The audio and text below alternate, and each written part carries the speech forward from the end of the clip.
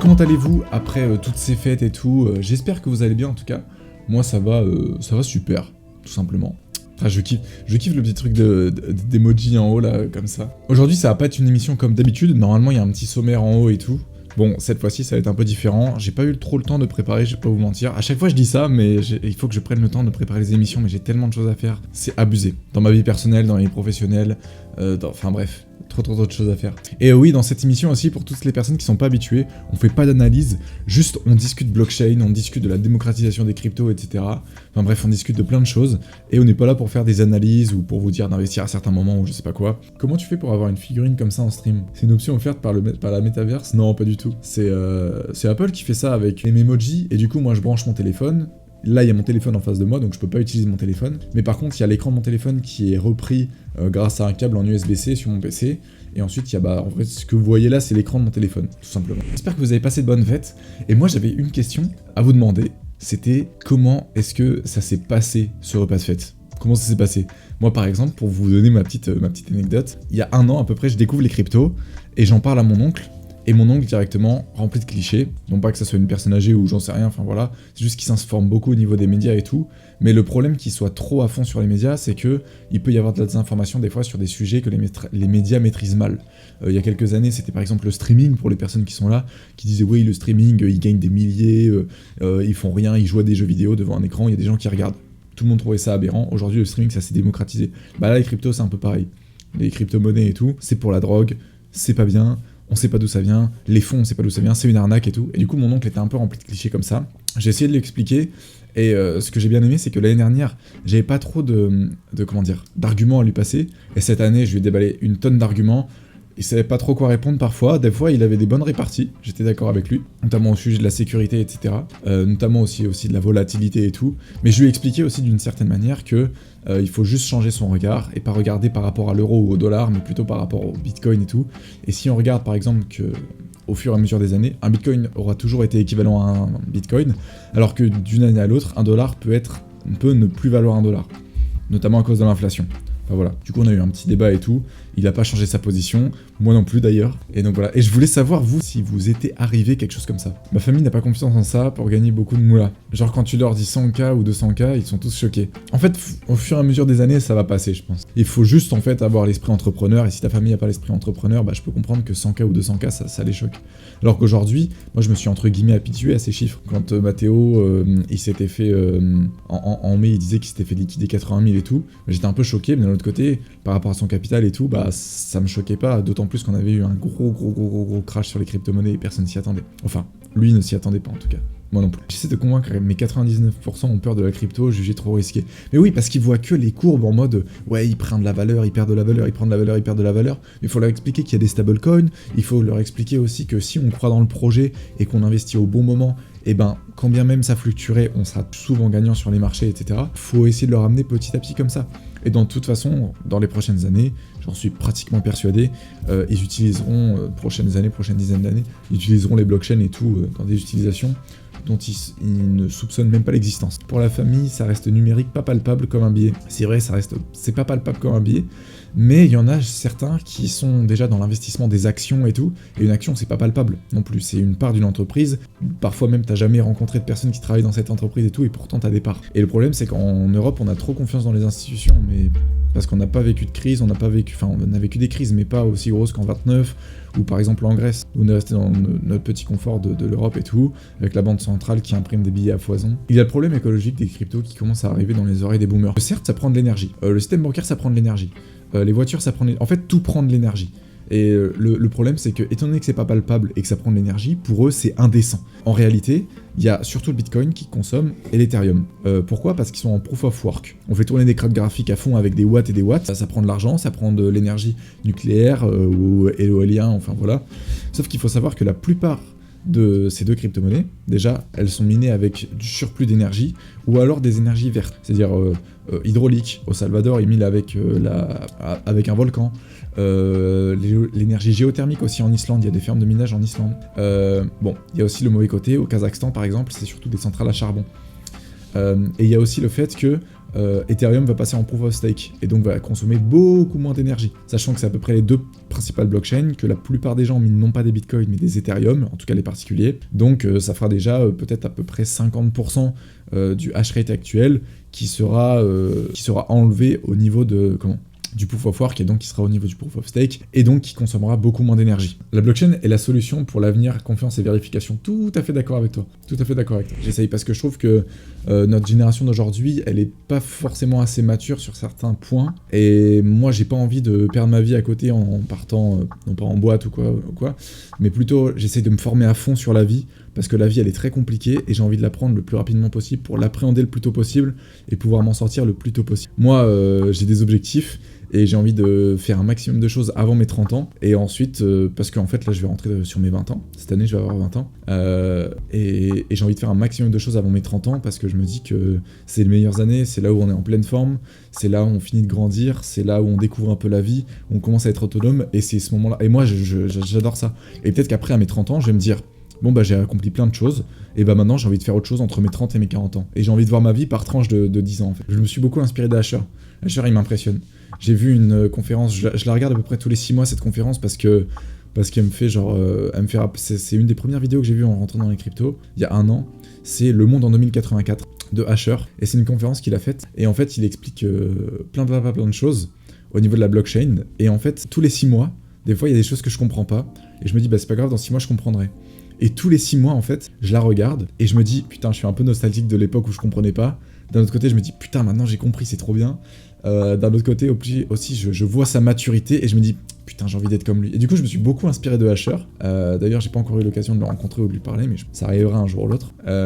Et ouais, je kiffe et je m'inspire beaucoup de lui, surtout dans l'esprit entrepreneur. Moi, je fais pas vraiment de levier, enfin, j'ai fait un peu de levier. Pour vous dire, j'ai tout perdu. Pourtant, j'ai essayé d'être safe. J'ai tout perdu en ce que j'ai mis en levier. Bien évidemment, c'était des pourcentages de gains que j'avais fait, donc j'ai rien perdu en soi, parce que c'était que des gains que j'avais fait, que j'ai réinvesti. Mais j'ai arrêté de prendre du levier. Aujourd'hui, je prends plus que en spot, et je fais aussi surtout de la diff. Bonjour, penses-tu que c'est le moment pour investir dans les cryptos suite à la récente baisse, et si oui, t'en as à conseiller? Alors je n'ai rien à conseiller, je n'ai rien à conseiller. Par contre, je pense que c'est un bon moment pour investir, je suis pas le seul à le penser aussi. Il y a notamment Alan, c'est une personne qui fait des lives aussi sur la chaîne de CF, et qui a sa chaîne perso, qui fait beaucoup d'analyses. Alors là c'est très profond, c'est beaucoup d'analyses, c'est beaucoup au jour le jour, donc c'est-à-dire qu'il va analyser en H1, en H4, il va faire de l'analyse order flow aussi, il va aussi beaucoup parler des liquidations, des trades, des leviers et tout qu'il prend. Et pour lui, du coup, c'est un bon moment pour investir parce que on est dans un moment où on a énormément liquidé, on arrive sur des gros supports. Par contre, si ces supports sont cassés, là ça peut devenir très dangereux pour la suite. Il est en train de se demander, est-ce qu'il doit s'exposer à beaucoup de crypto-monnaies dans l'espoir, au pire, qu'ils se prennent une baisse de moins 70, moins 80% et qu'au prochain bull run, ça réaugmente, ou alors, est-ce qu'il vend tout? Enfin voilà, c'est un peu son dilemme. Vous, qu'est-ce que vous proposez? Moi, ce que je propose, personnellement, c'est que tu investisses aujourd'hui, parce que c'est toujours un bon point d'entrée, si tu considères qu'on est en bull run ou en bear market, parce que le bear market, bon, il va pas retourner à des profondeurs, enfin j'espère pas, je ne pense pas en tout cas. Genre des profondeurs, je parle de 10 000 ou 5 000, je pense que le bear market, il peut taper des 30 000, des 20 000 peut-être, donc 50% de baisse, qui fait assez mal, mais tant que t'as rien vendu, t'as rien perdu. Moi ce que je te conseille, c'est, j'aime pas dire conseil parce que ça fait conseil d'investissement, mais ce que je te conseille, c'est d'acheter aujourd'hui, d'attendre un petit peu, voir comment ça augmente dans les prochains mois et tout, enfin voir comment ça évolue. Moi je pense que ça va réaugmenter, qu'on va atteindre des plus hauts vers avril-mai peut-être, qu'on va avoir une euphorie, je sais pas comment est-ce qu'elle va se déclencher, à quel moment elle va se déclencher, mais je pense qu'on peut avoir une euphorie vers avril-mai, et qu'en mai, on refasse un gros crash, comme on a eu l'année dernière, mais cette fois-ci beaucoup plus violent, et on retombe à des plus bas du type 30 000 ou 40 000 vers la fin d'année 2022, début d'année 2023. Et moi, début d'année 2023, c'est là où je vais recommencer à investir et à réinjecter de la liquidité dans des investissements. Il y a beaucoup d'indicateurs que vous pouvez trouver sur internet, etc., même dans la formation de Mathéo, qui vous montrent un petit peu les phases de bear market, et de bull run, etc. Enfin voilà, c'est assez complet. Perso, j'ai lancé le DCA sur BTC depuis le 4 décembre. Le DCA, pour ceux, j'ai expliqué un peu tout à l'heure, c'est en gros, vous investissez une certaine somme d'argent à des intervalles réguliers. Par exemple, 25 $, tous les dimanches. Tu as vu la vidéo de Save the Crypto qui commence une série de 2 000 $ à 100 000 $ avec la DeFi Ireland? Alors, j'ai pas vu. Ça a l'air intéressant, ça. Ah ouais. Oh, let's go. Attends, quoi? Ok. Oh, bon plan, les gars, bon plan, bon plan. Ok, alors pour toutes les personnes qui sont adeptes du Maillard Exchange, etc., voici une dinguerie, tout simplement. Alors, YouTuber, Save the Crypto, je le connais pas, bon après, apparemment ça a l'air d'être un anglais. Saison 1, épisode 1, il commence avec 2000 $ sur le Maillard Exchange, attendez, je vais mettre là, et il veut arriver à 100 000 $. Et sa miniature, c'est Click here to become a millionaire. Excellent. Moi j'ai envie de voir ça, j'ai vraiment envie de voir ça, et je pense que je vais m'intéresser fortement à ce qu'il fait, d'autant plus que je suis à fond sur Maillard Exchange en ce moment, et j'essaye d'optimiser au maximum mes rendements. Donc ouais, je pense que je vais regarder ses vidéos. Donc si vous avez le temps, passez sur sa vidéo et tout. Moi je suis deg sur Elrond, et c'est pour ça que j'ai pas revendu. Regardez, on venait à peu près toucher les 94. Je me suis dit, le jour où on arrive aux 90 au niveau de Elrond, je commence à revendre. On est arrivé aux 79, je me suis dit, c'est l'euphorie et tout, ça va monter, d'autant plus que j'avais des targets, notamment à 1600 et tout. Je me suis dit, ça va pousser, ça va pousser, ça va pousser, ça va pousser. Et en fait, j'ai pas revendu. Peut-être l'erreur que j'ai fait. Alors que si vous voulez savoir, mon point d'entrée, à l'époque, parce que j'ai rechargé depuis et tout, c'était 165, et j'étais en x238. Pour un petit portefeuille comme moi, un mec qui avait pas mal rechargé et tout, je peux vous dire que le jour où j'ai vu que ça redescendait, je me suis dit non mais ça va rebondir et tout. Le jour où ça fait une petite bougie blanche là, je me suis dit non mais ça va rebondir et tout. C'est descendu encore. Et du coup là j'ai pris peur, j'ai demandé, je me suis renseigné et tout, et au final j'ai trouvé que c'était des bons points d'entrée sur Elrond. Donc avoir commencé à faire au fur et à mesure. Mais même là, quand on voit que ça a croisé ici, c'est pas très beau. Parce que généralement ici, quand ça croise, vous voyez, quand ça croise, ça descend bien. Là par exemple, quand ça a croisé, à partir du moment où on a croisé jusqu'au moment où on a décroisé, ouais, on a fait 60% de baisse, mais au maximum, on a fait un 75% de baisse. Donc ça fait un peu flipper, hein. Même si là, regardez, du plus haut jusqu'au plus bas, on a fait un 67% de baisse. Donc c'est pour ça aussi que je trouve que c'est des bons points d'entrée. Il y avait aussi le canal aussi à long terme, bon, qui a été démonté. Mais j'ai vu un YouTuber ce matin, juste avant de faire le live, qui disait qu'on avait une autre tendance. Regardez, juste ici. Alors là, je fais une petite analyse, hein, mais bon, je disais que je faisais pas d'analyse, finalement j'en fais une. En gros, il prenait les plus bas qu'on avait en été là, et il montrait qu'en fait on faisait un rebond ici. On peut même limite le déplacer un peu. Voilà, comme ça. Et donc là, pour lui, on pourrait repartir, taper un petit peu là-dessus, et augmenter moins fort que le canal haussier. Parce que le canal haussier était quand même très haussier. Pareil, j'attendais un RSI bien plus haut, après j'ai quand même des CA à inverser un peu. Ouais non, moi pas du tout. Du tout. C'est quoi ton trait jaune à environ 160? C'était mon point d'entrée. En fait, moi je mets des points d'entrée et tout sur les graphiques, comme ça me permet de me repérer. Pour vous dire, j'ai investi cet été quand le EGLD il était à environ 70 $ à peu près. Et j'en ai acheté aussi quand il était plus haut, genre vers les 175 et tout. Donc ça a lissé mon achat au fur et à mesure que j'en ai acheté et tout. Parce que le projet, je le trouvais de plus en plus intéressant. Je sais qu'il y a des personnes qui arrivent, parce qu'il y a plein de personnes qui follow là, qui arrivent et tout. D'ailleurs, merci à tous. Donc en gros, ce que vous voyez là, c'est des barres rouges. Ça s'appelle le halving. Pour ceux qui connaissent pas, ça va peut-être être un peu barbare comment je vais parler, mais je vais essayer d'être assez simple. En gros, comment fonctionne le Bitcoin? Vous avez des personnes qui sécurisent la blockchain. La blockchain, qu'est-ce que c'est? C'est ce qui permet de faire des transactions entre les personnes de manière sécurisée, sans passer par un organisme. Quand vous passez par une banque pour faire un virement, c'est pas vous qui faites un virement au compte de votre copine, par exemple, c'est votre banque qui va faire un virement à la banque de votre copine, et ensuite qui va afficher sur son compte un dû. Enfin, en gros, par exemple, si vous avez 5000 sur votre compte, vous n'avez pas réellement 5000 sur votre compte. C'est la banque qui vous doit 5000. Et donc si vous voulez acheter quelque chose, c'est la banque qui va vous dire ok, on peut te donner cet argent parce que tu le mérites, tu l'as en soi, on te doit ça. Donc voilà, la blockchain c'est pas ça, c'est vous possédez les crypto-monnaies, si vous voulez dépenser, c'est les crypto-monnaies de votre portefeuille qui vont partir au portefeuille du commerçant par exemple qui accepte le Bitcoin, etc. Bref, et pour sécuriser ces transactions, il y a ce qu'on appelle la blockchain et des mineurs. Donc là c'est ce qu'on voit dans les reportages télé, ce qui consomme beaucoup d'énergie et tout, enfin bref, tout ce que vous pouvez entendre de bidon un peu comme argument et tout, c'est ça les mineurs de Bitcoin, c'est simplement sécurisation des transactions entre des particuliers pour éviter de passer par des organismes centralisés. Et d'ailleurs, au passage, pour toutes les personnes qui sont un peu désinformées, ça ne consomme pas tant d'énergie que ça, que l'on pense, et ça tendra dans le futur à dépenser de moins en moins d'énergie fossile. Bref, ça c'était juste un petit détail. Et donc ça, ce que vous voyez en rouge, c'est le halving. Qu'est-ce que c'est? Les mineurs de Bitcoin, ils vont pas faire ça gratuitement, ils vont pas sécuriser la blockchain gratuitement. Ils vont avoir des récompenses derrière. Et des récompenses comment? Ils vont pas leur donner des jetons ou des bons d'achat dans des magasins ou quoi. Ils vont avoir des bitcoins en récompense. Au début, ici, dans cette partie-là, avant ce premier halving, la récompense c'était de 50 bitcoins par bloc, Et dans un bloc, il peut y avoir plusieurs transactions. Donc, tous les mineurs qui pouvaient résoudre les équations d'un bloc grâce à leur carte graphique, avec l'énergie dépensée et tout, ils recevaient 50 bitcoins. À l'époque, comme on le voit, 50 bitcoins, c'est limite que dalle.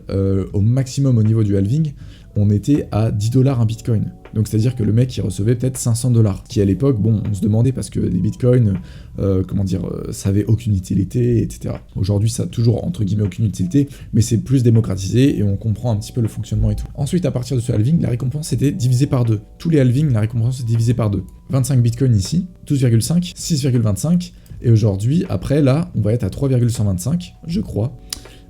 Et ensuite ça sera 1,5 et quelques, et ainsi de suite et ainsi de suite, et on ne pourra jamais miner tous les bitcoins, parce qu'on demande des fois, oui, ça va, qu'est-ce qui va arriver quand tous les bitcoins seront minés? Les bitcoins ne seront pas tous minés.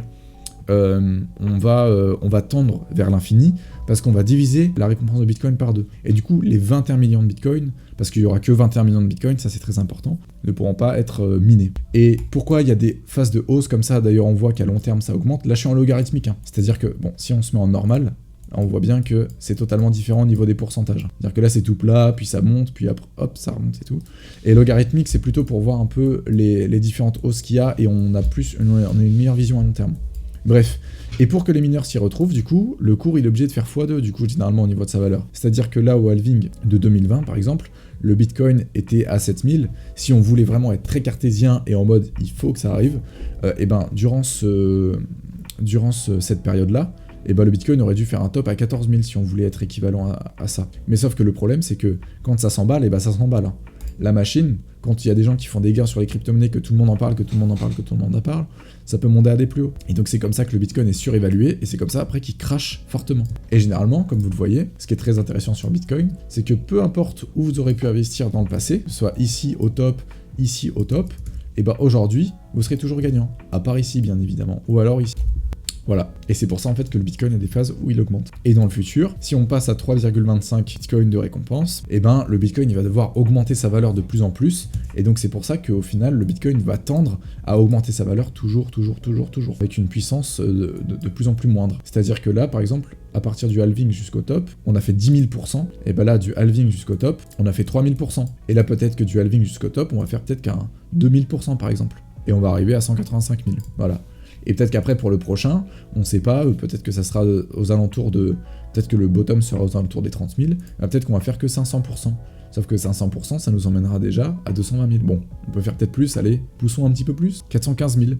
Et peut-être que le prochain, après, eh ben, il va pouvoir nous emmener à 1 million, ou j'en sais rien, enfin voilà. Dans tous les cas, ça augmentera au fur et à mesure. Le bear market, c'est toute cette partie-là. Jusqu'au moment, à peu près, bon, moi, j'estime jusqu'au halving, il y en a d'autres qui estiment que c'est jusqu'au dernier top. Donc voilà. Enfin, jusqu'au top du Bitcoin. Donc voilà, le bear market, c'est à peu près cette partie où on range et tout. Mais pour moi, la vraie fin du bear market, elle est au niveau du halving. Donc au niveau du top du bull run jusqu'au prochain halving.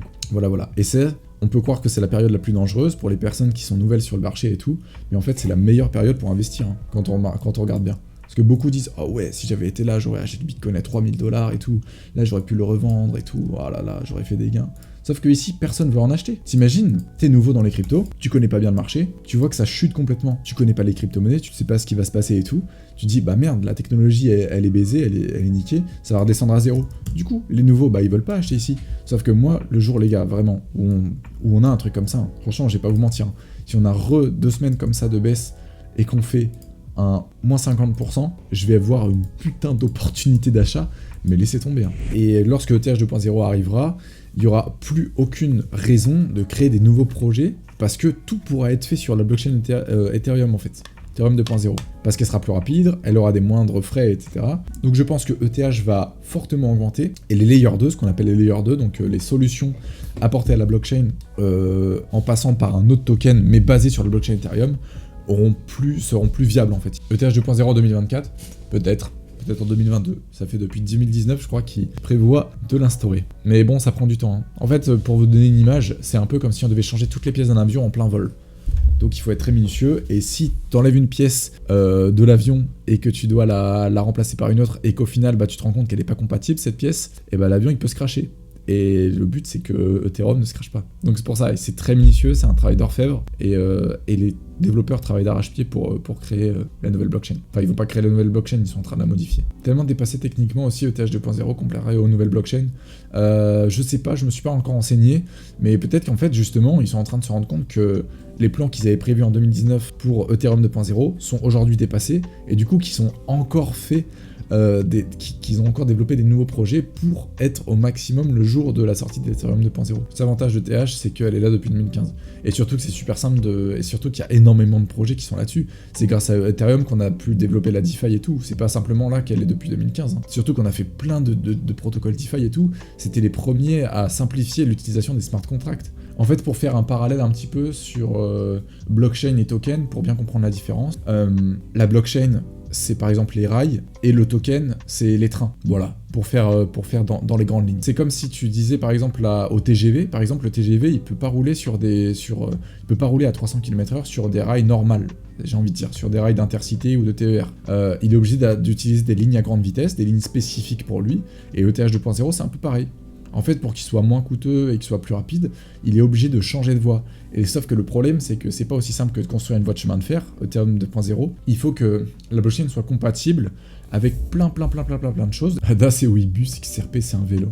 Et Bitcoin, c'est quoi alors? C'est un fauteuil roulant ou quoi? Bitcoin pour moi, c'est l'ancêtre. Hein. XRP, c'est le 38 ans. Pour ce cas du Shiba, c'est un shitcoin. Et encore le Dogecoin, je trouve que c'est un peu un sens parce que c'est une blague.